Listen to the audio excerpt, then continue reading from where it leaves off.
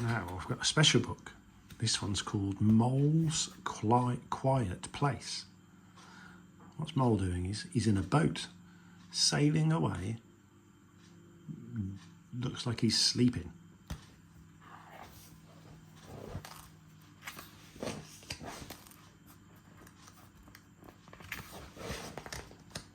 There he is with his friends.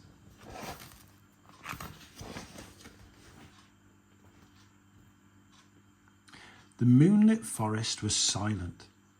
Beaver and Mole gazed out of their treehouse at the starry sky. I look forward to the time together each day, Mole smiled.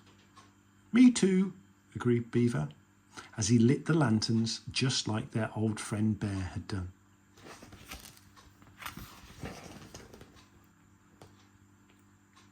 Silvered leaves turned gold in the lantern's light. The beam makes a path over the woods and across the lake, exclaimed Beaver. Our treehouse is a lighthouse. Mole laughed. So we'll always find our way home. Floorboards creaked as there was a knock at the door. Who's there?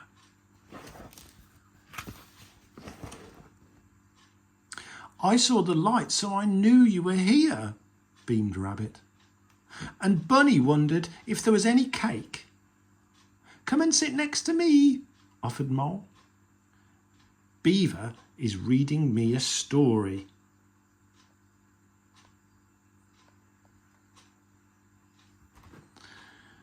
Everyone laughed loudly at the funny bits, and their giggles floated across the treetops.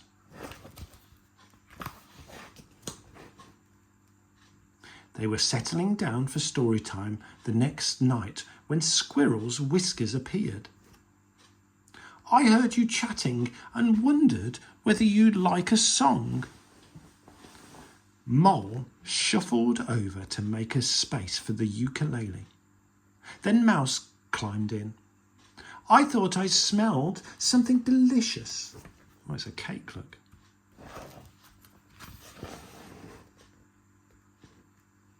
From then on, it seemed to Mole that every evening brought more and more visitors. We were lost and followed the light. Brrr, it's chilly out there. Could we come in? Said the hedgehogs. Excuse me, but do you have room for a lonely one? Said Owl. It's a bit busy, Beaver, Mole whispered, one blustery night. Yes, it's lovely that we have space for so many, Beaver smiled.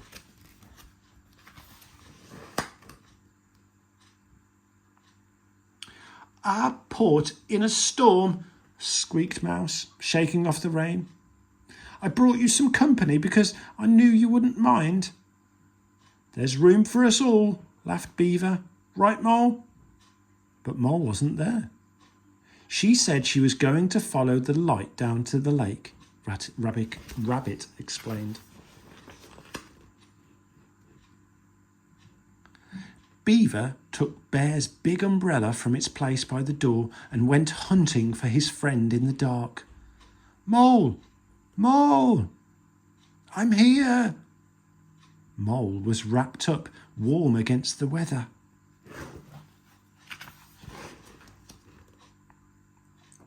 Beaver sat beside her. What's up, my friend? Mole sighed. I love the excitement of our visitors bring, but I miss our peaceful evenings. The space helped me rest and think. I understand, Beaver smiled. We all need a safe place to call our own. The rain pattering on the lake gave Beaver an idea. The next day, the Treehouse Gang began a new project just for Mole. There was sawing and hammering, painting and stitching. It should be the perfect size for a mole, announced Beaver when he revealed his surprise. Mole didn't know what to say. For me? She stuttered. That's kind of you.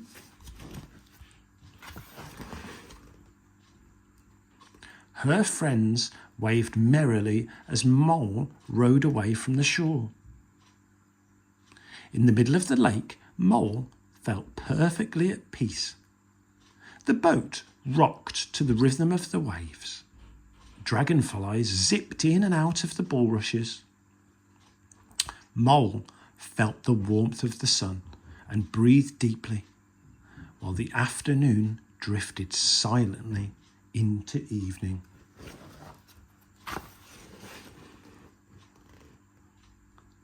Tiny stars emerged in the dusky sky when a beam of light shone out above the forest. "Ooh, beavers lit the lanterns," Mole laughed. She could see why all her friends were attracted to the welcoming glow. "Me too," smiled Mole as she turned her boat around.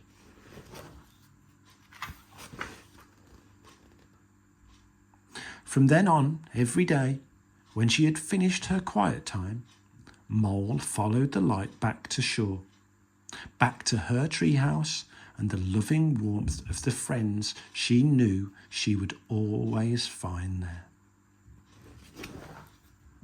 The end.